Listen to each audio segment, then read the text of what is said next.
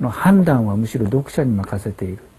ある意味では極端に言えば資料集みたいなもんですが、資料を持って語らせるという手法がやっ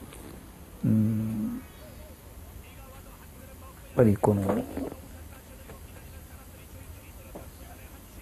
文学史家としても歴史家としても尊敬できる人だなというふうに私は思います。 그는 매우 사실적이고도 실증적인 임종국의 역사 기술 방식에 감탄했습니다. 이후 두 사람 사이엔 학자로서의 교류가 시작됩니다. 오무라 교수는 한국에서 구할 수 없는 자료들을 임종국에게 보내주었고 그 답례로 받은 선물을 지금도 소중하게 간직하고 있습니다. 오무라 선생님께 임종국 드림. 예. 두 사람이 친분을 쌓는 동안 오무라 교수는 임종국에 대해 한 가지 확신을 갖게 됩니다. 한국이든 일본이든 앞으로 일제 식민지사를 공부하는 모든 학자들에게 그의 연구가 초석이 될 것이라는 점입니다. 私たちもそれからまた韓国の人たちも임先生のやった仕事が出発点となってでそれを一つの起点として日帝末期の文学とか歴史とかいうものの研究が始まってるだと思うんですね。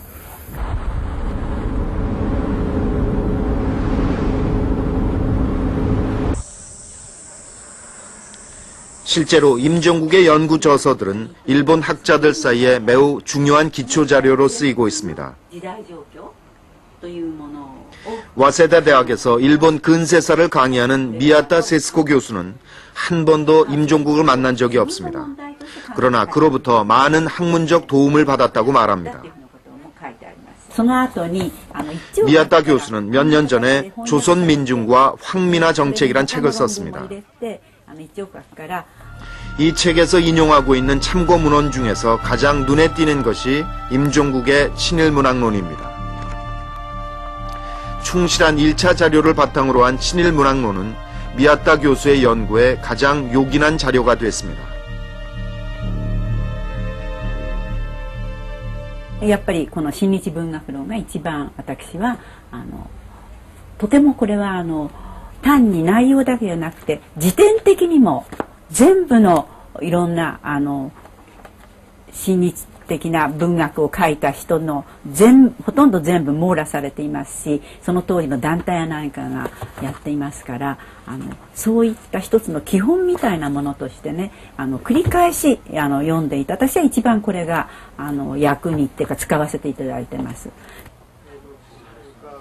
임종국에게 고마움을 느낀 미야타 교수는 자신의 책이 나오자 이를 임종국에게 보냅니다. 그때부터 이들은 역사적 진실을 밝히는 학자로서 서신 교환을 시작합니다. 임종국과의 학문적 교류를 하면서 그녀는 일본이 해야 할 일을 그가 대신하고 있다는 생각을 갖게 됩니다.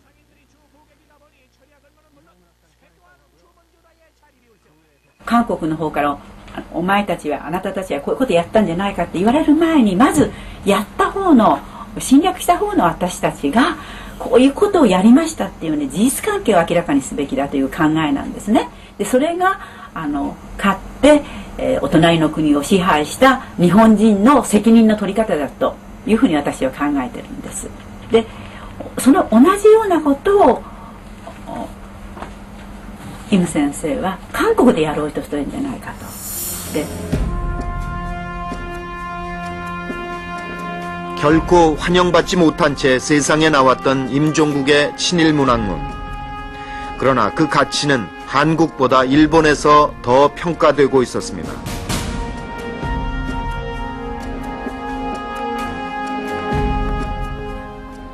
우리가 그 이름조차 제대로 기억해주지 못했던 제야 사학자.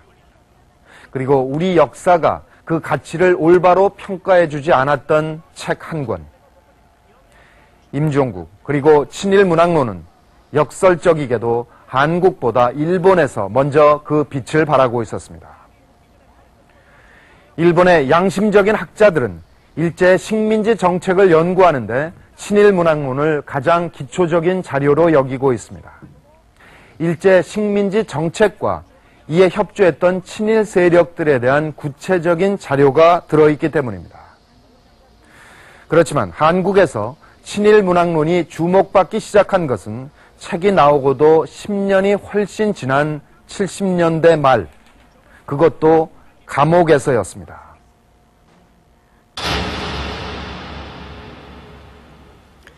유신 독재가 극단으로 치닫던 70년대 말, 민주화를 요구하는 많은 사람들이 정치범이 되어 감옥에 갇힙니다.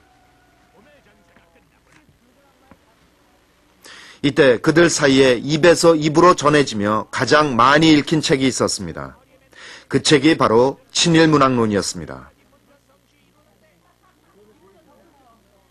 박정희가 군사독재를 하지 않냐 그랬더니 어떤 사람이냐 그야.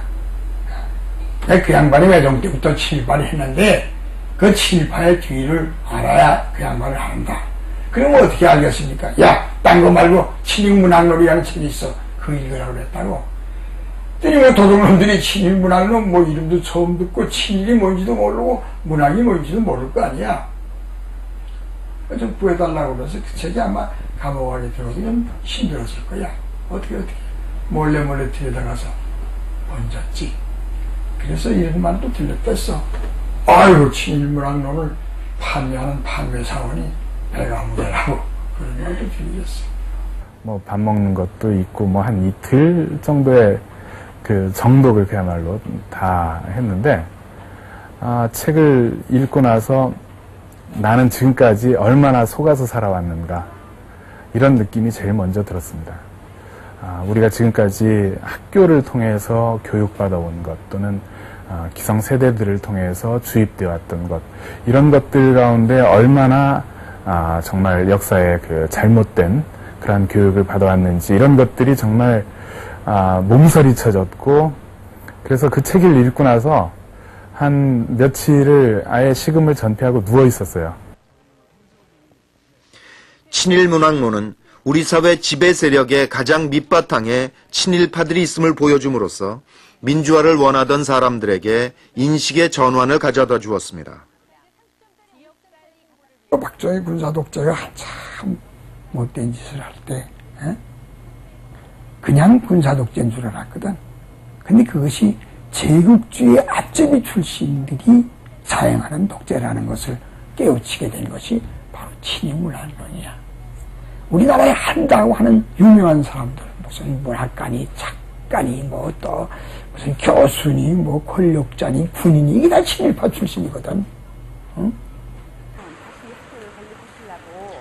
그렇다면 친일문학론을 쓴 임종국, 그는 어떤 인물이었을까?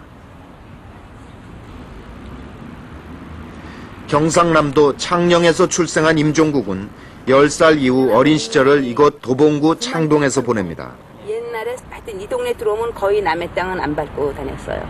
이쪽은 또 이제 그 북군 창동. 그의 아버지는 이곳 일대에 9만 8천 평의 땅을 가지고 농촌운동과 자활학교 건립을 꿈꾸던 사람이었습니다. 그리고 이쪽에 이 큰 길 이쪽이요. 저 큰 길도 우리 땅이었고. 그의 아버지 임문호는 1930년대 천도교 청년당